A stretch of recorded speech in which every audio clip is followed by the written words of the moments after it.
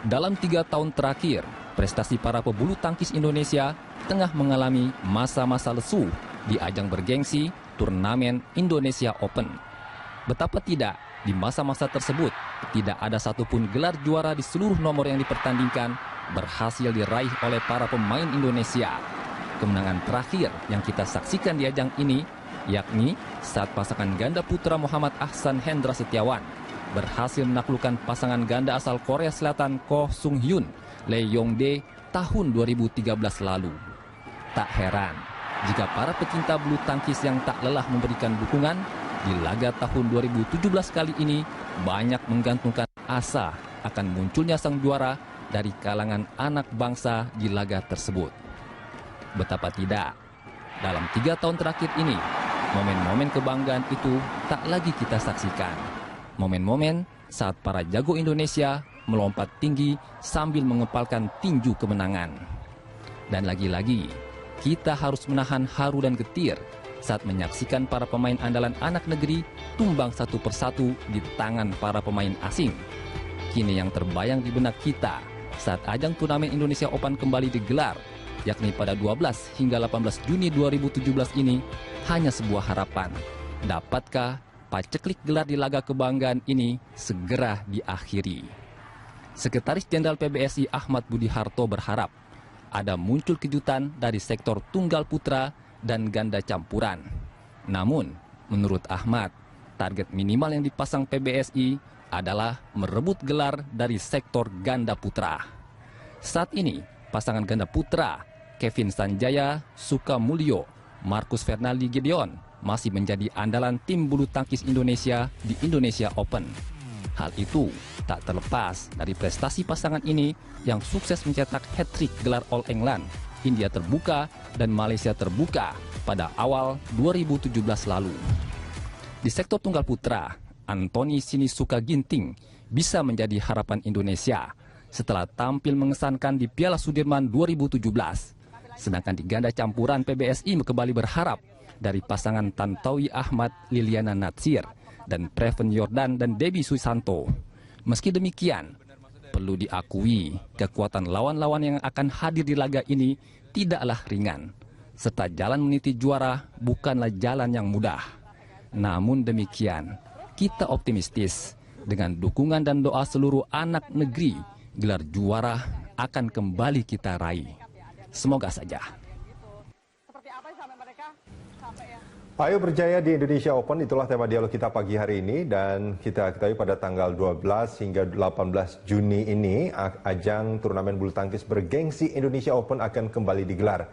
Namun pertanyaan yang kini timbul, seberapa besar peluang Indonesia bisa kembali menghadirkan juara setelah dalam 3 tahun terakhir mengalami masa paceklik? Pemirsa, untuk membahasnya telah hadir di studio pengamat bulu tangkis yang juga mantan atlet bulu tangkis nasional Icuk Sugiarto, dan kami juga mengundang Anda pemirsa untuk bergabung bersama kami untuk ngobrol-ngobrol soal bulu tangkis, soal Indonesia Open dengan dulu yang juga pernah menjadi idola saya di bulu tangkis, Mas Icuk Sugiarto. Terima kasih banyak Mas sudah hadir bersama kami di dialog pagi hari ini. Mas, langsung saja, ini kalau kita bicara soal bulu tangkis, saya masih ingat zaman-zaman dulu saya SD, kalau kita melihat bulu tangkis itu kan seru sekali dan prestasi kita banyak pada saat itu, termasuk yang pernah Mas Icuk peroleh.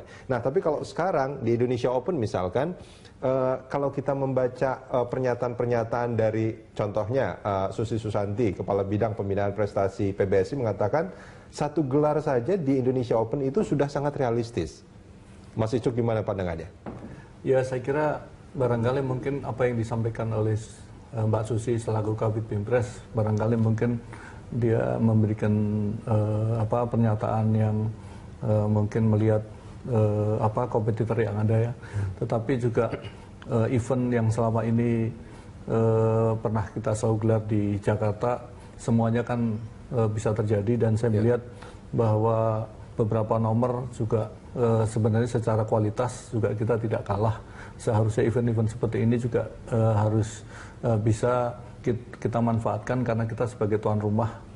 Nah, itu jadi peluang-peluang atau mungkin kondisi yang terjadi di lapangan semuanya bisa terjadi. Oke, kalau Mas Icuk mengatakan sebetulnya kalau secara kualitas juga kita nggak kalah, lalu faktor apa nanti yang kemungkinan akan menjadi penentu? Ya, yang penting lebih banyak kalau saya melihat dari lebih banyak faktor-faktor non teknis ya. Kita lihat munculnya beberapa pemain-pemain muda kita, terus kita juga masih punya andalan di sektor ganda campuran. Karena khususnya di tunggal putra kita punya beberapa pemain yang boleh dikatakan selama mereka tampil pun sebenarnya juga mereka kan juga sering mengalahkan dengan beberapa pemain-pemain top yang sering sekali diunggulkan. Nah, sehingga harapan kita tentu saja pada Indonesian Open ini faktor-faktor sebagai tuan rumah, terus kondisi lapangan yang sekarang ini juga barangkali mungkin baru pertama ini ya digelar di JSCC. Tentu saja ini juga buat pemain-pemain luar sendiri juga harus menyesuaikan, karena selama ini mereka tampil di Istora Senayan sekarang dengan beberapa lapangan yang digunakan, sekarang mereka harus bermain dengan 3 lapangan dengan kondisi lapangan yang tentu saja berbeda, sehingga mereka harus menyesuaikan. Di Senayan itu kalau nggak salah lagi diperbaiki ya, kalau nggak salah. Betul, sekarang sedang dilakukan renovasi untuk persiapan Asian Games. Kalau kita bicara ini kan Indonesia Open, sebetulnya siapa aja bisa mengikuti kan, Mas Icuk ya. Tapi kalau kita melihat dari negara ini yang akan berat menjadi penantang berat gitu, atau mungkin bukan penantang kalau misalkan kita belum pernah dalam 3 tahun kita ini, artinya kita yang akan menantang mereka. Ini yang paling berat itu yang atlet dari mana, Mas? Ya, saya kira kita tidak bisa digeneralisir sekarang mana, tetapi kita harus harus lihat sekarang peta kekuatan sudah cukup merata. Kita melihat dari sektor tunggal putra, yaitu beberapa pemain yang harus kita perhitungkan, pemain-pemain dari Malaysia, Cina, dan juga Denmark, dan juga sekarang muncul lagi kekuatan baru yaitu dari India. Nah, ini yang akan menjadi pesaing-pesaing kita. Terus di tunggal putri kita tidak lagi Cina menjadi momok kita, tetapi sudah muncul kekuatan baru yaitu dari Chinese Taipei, terus dari India, terus dari Spanyol, dan juga dari Jepang maupun dari Thailand. Ini pemain-pemain di tunggal putri. Ini kalau boleh saya lihat, ini saya sempat moto dari dari situs BWF untuk tahun yang lalu aja 2016 pemenangnya adalah untuk tunggal putra itu Lee Chong Wei. Untuk tunggal putri ada Su Ying itu dari Taipei ya? Chinese Taipei. Terus kalau untuk double-nya laki-laki itu dari Korea. Yang perempuan ini dari Jepang justru ya. Dan yang ganda campuran itu dari Cina. Ini artinya mereka juara bertahan pada saat ini. Apakah mereka juga akan ikut bertanding, Mas Icuk, kalau dari amatan Mas? Barangkali mungkin yang tidak ikut barangkali di sektor ganda putra, karena sektor ganda putra. Ganda putra kita diuntungkan dengan sekarang retayatnya mereka dari tim nasional beberapa pemain top ganda Lee putra. Yong-dae sama Yu Yan Song itu udah? Sekarang mereka retire dari tim nasional, dan ada 4-5 pemain yang sekarang mereka tidak bergabung lagi di tim nasional, dan ini sangat menguntungkan buat ganda putra kita. Dan tapi juga kita harus waspadai pemain-pemain, khususnya juga pemain dari Denmark, Mathias Buch, yang kita tahu bahwa beberapa minggu yang lalu pemain ini juga sempat mengalahkan Marcus Kevin di Piala Sudirman. Nah, ini tentu saja yang harus menjadi kewaspadaan hati-hati kita, dan juga beberapa ganda putra dari China maupun dari Jepang. Ini yang harus kita waspadai. Artinya ketika PBSI mengatakan bahwa kita punya satu peluang gelar gitu dari Kevin sama Marcus,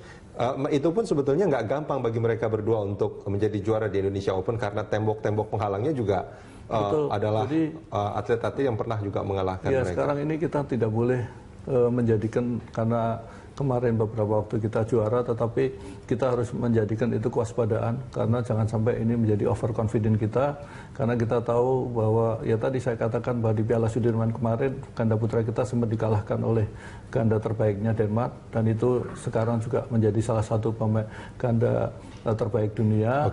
Walaupun mereka sudah boleh dikatakan sudah pemain yang sudah tua, tetapi tingkat kualitas permainannya juga belum selalu menjadi ancaman buat ganda-ganda putra dari dunia. Oke, Mas Icuk, kita jeda sebentar. Kita akan lanjutkan di segmen berikut. Pemirsa, jangan kemana-mana. Kami segera kembali.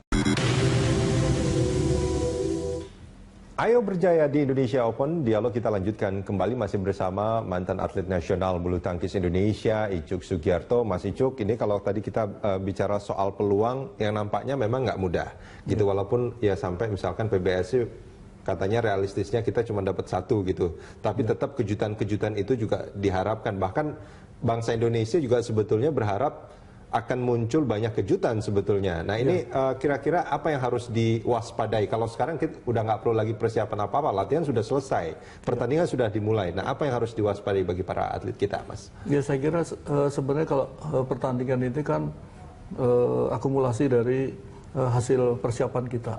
Jadi dan kalau umpamanya seandainya khususnya di sektor tunggal putra maupun di ganda campuran, kalau seandainya mereka pun juga dalam upaya mereka mengikuti Indonesian Open itu mereka mempersiapkan secara optimal. Saya kira pun kalau mereka juga sukses juga bukan sebuah kejutan.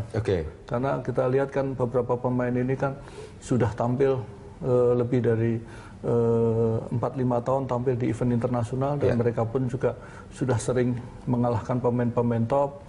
Sehingga kalau sekarang ini mereka harus menjadi juara dan ini mengalahkan pemain-pemain yang juga sebelumnya juga pernah mereka kalahkan, ini kan hal yang bukan merupakan sebuah kejutan. Makanya tinggal bagaimana menghadapi Indonesian Open ini, pemain-pemain tadi yang saya katakan baik itu di ganda campuran maupun di tunggal putra, mereka memang prepare dengan persiapan yang optimal. Dan kalau menurut Mas Icuk sendiri, ini mereka-mereka yang dari pelatnas maupun dari non-pelatnas, ini persiapan mereka selama ini gimana, Mas? Ya saya kalau untuk pelatnas saya tidak tahu, tetapi untuk di non-pelatnas seperti Tommy untuk kejuaraan kali ini ya saya lihat persiapan dia jauh lebih baik dibanding. Kebetulan Mas Tommy juga anaknya Mas Icuk ya? Ya, samping anak memang. Ini dibimbing langsung sama Mas Icuk mungkin? Ya baru 1 bulan ini saya membantu persiapkan dan memang terus terang merosotnya prestasi itu juga bukan diakibatkan bagusnya lawan, tetapi juga karena memang merosotnya performan persiapan dia, sehingga juga mengakibatkan penampilan di lapangan pasti tidak bagus. Nah ini kalau hari ini kan baru akan dimulai ya pertandingannya. Kalau nggak salah Mas Tommy itu akan melawan juara bertahan sebetulnya, Lee Chong Wei. Nah itu gimana kalau menurut Mas? Ya saya kira kembali kepada ini berat sekali kan? Persiapan dia, karena buat seorang Tommy kan untuk saat ini kan tidak ada satu pemain pun yang belum pernah dia kalahkan.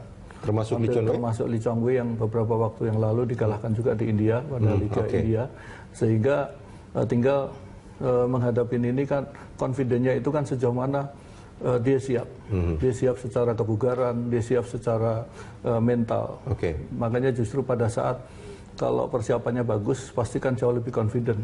Tapi kalau persiapannya ya biasa-biasa aja, ya pasti rasa percaya dirinya kan juga pasti akan berkurang. Makanya gitu juga hati-hati kita, apakah Anthony Ginting, apakah Jonathan Christie, ini pemain-pemain ini kan pemain-pemain yang sudah bukan pemain baru yang baru tampil di event internasional, tetapi kan sudah berkali-kali, sehingga tinggal untuk meraih hasil yang terbaik di Indonesian Open kan tinggal bagaimana dia dipersiapkan. Karena saya ingat tahun 82 pada saat pertama kali saya juara Indonesian Open, saya pun kan juga tidak ada yang memprediksi saya bisa juara, tetapi di balik orang meragukan itu kan saya mempersiapkan diri yang luar biasa, sehingga saya pada saat itu saya mampu, mungkin buat orang lain menganggap itu sebuah kejutan, tetapi buat saya itulah anti klimaks dari hasil latihan saya. Nah Mas Icuk, ini dia menarik kalau misalkan kita cerita waktu 82, Mas Icuk sendiri mengalami bahwa di mana Mas Icuk pada saat itu tidak diunggulkan. Apa yang justru menjadi motivasi Mas Icuk pada saat itu, walaupun saya tidak diunggulkan, tapi kok bisa jadi juara pada saat itu? Ya kita bermain nothing tulus. Kita bermain dengan rasa percaya diri kita yang kita kedepankan. Jadi orang boleh punya apa, tapi saya juga punya apa. Jadi kadang-kadang performan atau penampilan kita itu bisa menjadi berubah kan karena kita tidak kedepankan rasa percaya diri terhadap kemampuan yang kita miliki. Makanya tadi yang saya kedepankan adalah yang penting kita sudah persiapkan apa, sehingga itulah yang nanti akan kita petik. Boleh nggak kalau saya katakan dari penjelasan Mas Icuk tadi bahwa salah satu faktor terpenting karena kita persiapan sudah lakukan adalah mental bagi para atlet, dan itu akan sangat menentukan mereka akan juara atau tidak. Iya, itu jauh lebih penting karena mental itu tadi kan kalau sudah di event besar itu kan kadang-kadang jauh lebih secara persentase jauh melebihi dari kemampuan skill kita. Pada saat kita mampu mengendalikan hati kita, mengendalikan performa mental kita dan rasa percaya diri itu yang kita kedepankan, tidak ada pemain yang tidak bisa kita kalahkan. Mas Icuk, kita jeda sebentar, kita akan lanjutkan di segmen berikut. Pemirsa jangan kemana-mana, dialog masih akan kembali usai jeda. Ayo berjaya di Indonesia Open, dialog kita lanjutkan kembali masih bersama Icuk Sugiarto. Mas Icuk, bolehlah PBSI itu punya hitung-hitungan yang katanya realistis hanya satu gelar di Indonesia Open. Mereka berharap ada kejutan, tapi kalau dari hitung-hitungan Mas Icuk sendiri, ini kira-kira yang akan menjadi kejutan tadi, ini dari sektor mana saja, Mas? Ya, saya kira bukan tidak mungkin dari sektor tunggal putra, dari sektor ganda campuran, ini semua bisa terjadi. Karena ya tadi kita mengikut sertakan atlet-atlet kita di event internasional ini bukan lagi sekarang nama itu tidak lagi menjadi patokan, faktor paling utama, tetapi persiapan. Ya tadi seperti saya katakan bahwa seperti kayak Tontowi Liliana, nama besar, tetapi kan juga kalau dia tidak mempersiapkan secara maksimal dalam mengikuti event sekaliber Indonesian Super Series Premier ini, nama besar tadi kan juga tidak lagi menjadi istilahnya faktor yang sebagai penentu. Hanya paling kalau pas pada saat menghadapi pemain-pemain tertentu. Tetapi sekarang ini kan boleh dikatakan kan yang mereka hadapin adalah pemain yang kualitasnya, levelnya hampir sama. Sehingga persiapan itulah yang lebih menentukan. Artinya di Indonesia Open ini mereka atlet-atlet yang akan menjadi lawan itu bukan atlet sembarangan, artinya bukan atlet kelas 2 gitu kan. Betul. Jadi mereka pemain-pemain ini kan dari beberapa nomor tadi kan pemain-pemain yang levelnya sama, kualitasnya sama. Tinggal bagaimana kita mempersiapkan para atlet kita menghadapi event ini. Kalau umpamanya persiapannya juga pas-pasan, masa mau mengharapkan hasil yang maksimal. Tetapi kalau persiapannya maksimal, pasti wajar kalau hasilnya pun juga akan maksimal. Nah itu kalau dari segi persiapan sendiri, kalau menurut Mas Icuk, apakah memang persiapan kita sudah maksimal? Artinya kita boleh dong kalau persiapannya sudah maksimal, kita juga berharap maksimal. Iya, pasti saya kan kebetulan saya tidak di pelatnas mengikuti secara optimal persiapan yang dilakukan di pelatnas, tapi saya yakin bahwa mereka pun juga pasti akan lakukan seperti itu. Jadi saya kira wajar kalau umpamanya pada event Indonesian Open ini kalau pemain-pemain tadi memang diproyeksikan di Indonesian Open ini menjadi sasaran utama, pasti mereka akan dipersiapkan secara optimal dan mereka pun juga wajar akan menghasilkan hasil yang maksimal. Mas Icuk, ini kalau kita melihat sejarah dulu kita punya pemain-pemain terbaik gitu. Zamannya Mas Icuk juga kita tahu. Tapi kesini kalau kita lihat gitu ya, kalau dari sektor tunggal putra adalah muncul-muncul misalnya. Terus kalau dari ganda putra muncul gitu. Dari ganda campuran iya juga. Tapi kalau dari putri, tunggal putri dan ganda putri nampaknya lama sekali kita nggak muncul. Ya, dari ganda putri, alhamdulillah beberapa minggu yang lalu kita bisa munculkan satu pemain Apriani yang usianya masih relatif muda sekali, yang dia bisa menjadi tandemnya Chrisya Poli yang minggu lalu dia juga juara di Thailand Open. Nah ini satu berita yang cukup bagus buat ganda putri. Mudah-mudahan ini juga bisa diikuti oleh pemain yang lain. Memang harus perlu keberanian terobosan, khususnya juga di tunggal putri. Apalagi sekarang kita tahu bahwa sekarang yang menanganin Kabid Bimpres sendiri juga Mbak Susi. Mbak Susi sendiri juga harus berani membuat terobosan-terobosan yang dimana jangan berpikir bahwa inilah terbaik. Tetapi kalau terbaik itu juga tidak membawa dampak terhadap pengembalian prestasi kita yang boleh dikatakan kita ingin bermimpi lagi, punya seorang Mbak Susi lagi, tentu saja kan harus berani membuat satu inovasi, membuat satu terobosan yang barangkali mungkin orang bilang, kok ini sudah diambil, tapi kan yang kita berpikir ke depan. Jangan hari ini. Kalau hari ini barangkali pemain itulah yang terbaik, tetapi kalau terbaik itu tidak punya dampak yang signifikan bahwa itu akan mampu menjadi kompetitornya Tsai Su-ying, kompetitornya Sindu, kompetitornya Carolina Marin. Nah ini buat apa kita ini? Tapi bukan berarti pemain tadi kita buang, tetapi harus kita mulai membuat terobosan-terobosan, kita cari pemain-pemain dari klub-klub yang punya antropometrinya bagus, punya prospek bagus, baik skill, mental. Nah itu harus kita persiapkan. Sebab kalau enggak, yang terjadi barangkali mungkin 3-4 tahun ke depan di sektor tunggal putri kita hanya jadi penonton. Nah ini jangan sampai terjadi. Makanya justru ini sebuah tantangan. Kalau sekarang yang nanganin Mbak Susi yang boleh dikatakan punya prestasi luar biasa, masa kita nggak bisa melahirkan Susi-Susi baru.